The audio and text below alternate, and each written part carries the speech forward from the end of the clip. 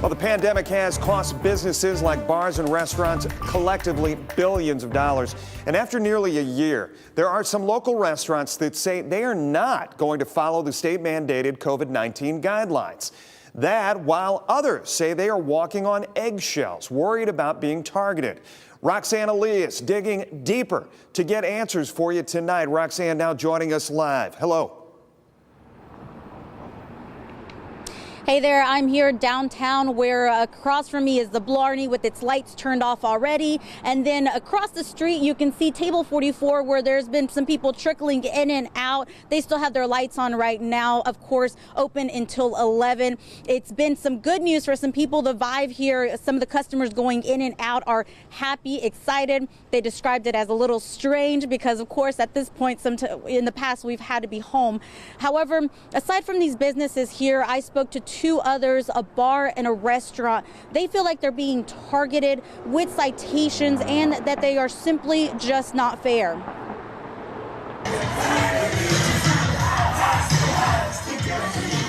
Undercover video from the Ohio Investigative Unit shows customers not following the COVID guidelines inside the Lagoon Saloon in Port Clinton. The OIU lists the violations as after-hours consumption and sales and improper conduct.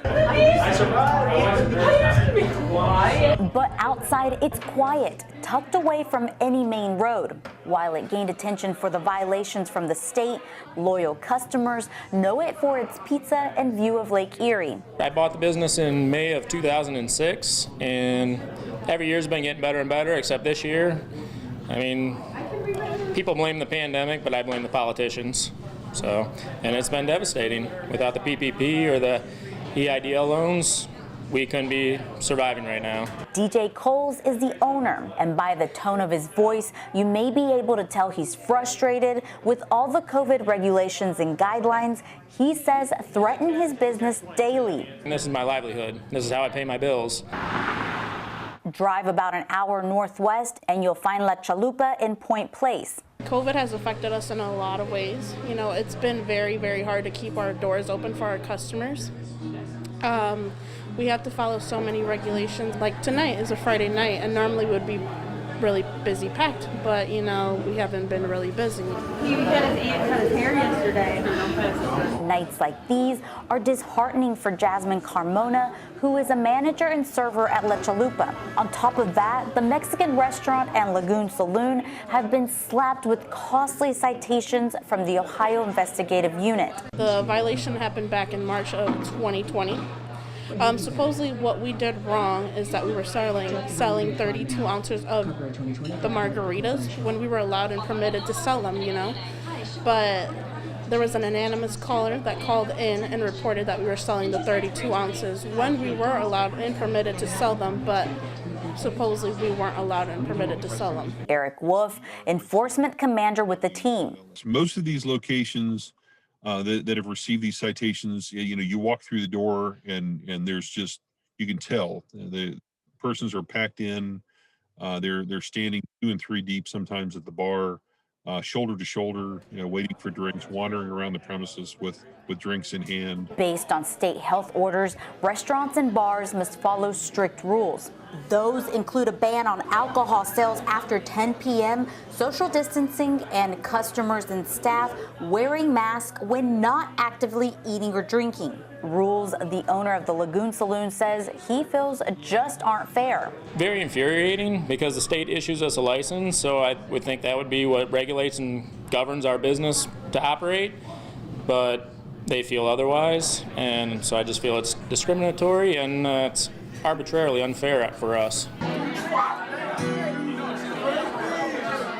This is undercover video taken by agents at Lagoon Saloon. Wolf says the level of compliance is what dictates if a location will receive a citation or not. We've received 3 citations. The first one was a $400 fine, and that was for after the 10 o'clock last serve call. And then the second one was the same thing. And then the third one was like at 8 o'clock. It was the most recent. and that was for people not wearing masks or social distancing. Carmona and Coles strongly believe the punishments are too harsh and that they are being targeted. Wolf is adamant it's not the agents, but other businesses following the rules or patrons calling in repeatedly. The Ohio Investigative Unit is not targeting any specific location. Most of these visits that are taking place are all complaint-based. So as we receive multiple complaints about a location, we will visit them multiple times. Since March 15th of last year, the OIU has made more than 25,000 visits to liquor permit businesses. Of those, more than 4,000 were curfew visits, and they've received more than 1,000 complaints related to health orders. Out of those visits and complaints, 347 citations were issued. Note, agents have the ability to only give a warning. In Toledo alone, they've made 31. But if you receive a violation, it could cost you hundreds, if not thousands of dollars in fees or even your liquor license. Yes, we have had locations across Ohio that have lost their licenses because of repeated violations and basically statements that were made by some of these permit holders that they were not going to follow these Department of Health orders. In the end, it's up to the Ohio Liquor Control Commission to hand out the punishment. Places like La Chalupa have ended up paying thousands. Carmona says they're doing everything possible to keep from being slapped with another violation. We haven't had any more citations, you know. We've been following all the regulations and the rules, you know, so we don't get any more citations.